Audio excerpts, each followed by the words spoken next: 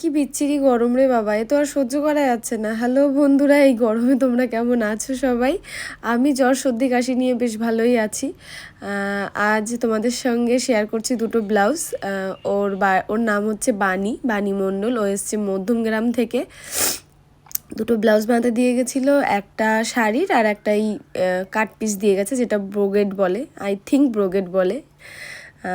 তারই কিছু কাজ তোমাদের সাথে শেয়ার করব। আচ্ছা, আমার ভয়েস টোনটা চেঞ্জ হয়ে গেছে, মাঝখানে খুব জ্বরে ভুগেছি, তো তোমরা একটু অ্যাডজাস্ট করে নিও। দেখো, সব সময় সব কাজ কিন্তু মেশিনে হয় না, অনেক সময় কিছু কিছু কাজ আমাদের হাতেও করতে হয়।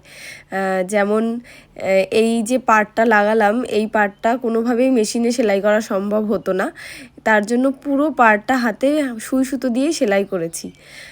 তো ব্লাউজ দুটো কেমন লাগলো কমেন্টে অবশ্যই জানিও। আজকের মতো এখানেই টাটা, দেখা হচ্ছে পরের ভিডিওতে। বাই।